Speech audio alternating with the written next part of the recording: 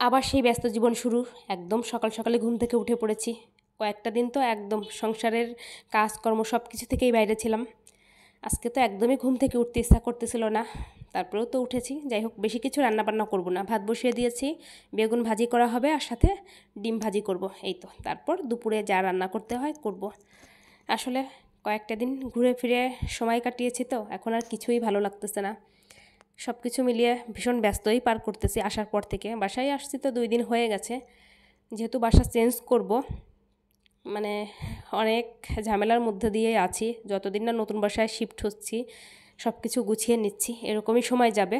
তো 2টা ডিম পেঁয়াজ মরিচ লবণ দিয়ে একটু ভালো করে ফেটে নেব।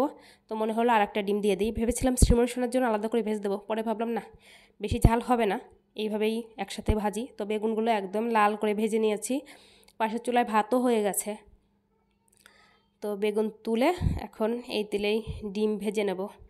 আসলে তেল যতই ভাবি কম দেব, তো কম তেল আমার হাতে আসলে পড়ে না। আর একদম কম তেলে সাধারণত ডিম ভাজিটাও ভালো হয় না, ঠিক না?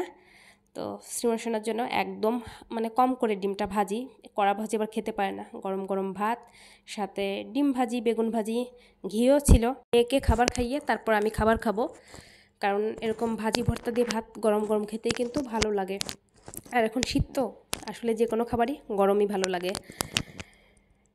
তো শ্রীমনের পাপাকে ভাতটা দিয়ে দেই, মেয়েকে খাইয়ে এখন খাবার নিয়ে বসলাম। সাথে 2টা কাঁচামরিচও নিয়েছিলাম।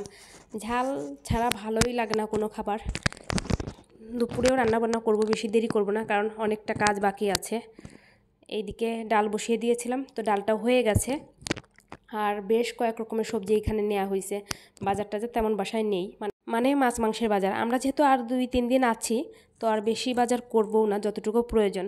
তো আজকে ভাবলাম এই সব রকমের সবজি দিয়ে একটু ছোট মাছ আছে, একদম হাতে মেখে রান্না করি। আর শীতকালে তো সবজি খেতে ভালোই লাগে। এরকম সবজি যেভাবেই রান্না করা হোক সবভাবেই ভালো লাগে।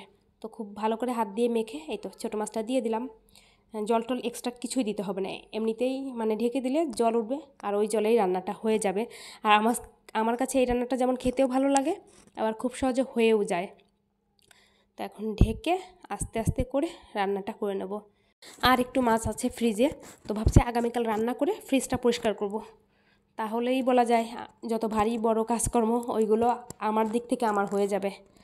তো বেশ কিছু টাইম ঢেকে রাখার পর এই যে দেখুন অনেকটা জল উঠে এসেছে। তো একটু উপর নিচ করে এইভাবে আবার মিশিয়ে দিলাম। তো রান্নাও হয়ে গেছে, একটু ধনিয়া পাতা দিয়ে নামিয়ে নেব। খাবার খেতে হবে। আর একটু কম ঝাল করেই রান্না করেছি, যাতে শ্রীমনও খেতে পারে। আলাদা রান্নার আর ধৈর্য নেই, মানে ওই ঘুরে আসার পর থেকে কাজের উপরই আছি। আরও মনে হয় বেশি কাজ করতেছি। কালারটাও সুন্দর হয়েছে আর খেতেও অনেক বেশি মজা হয়েছিল। এই যে ভাত নিয়ে নিয়েছি।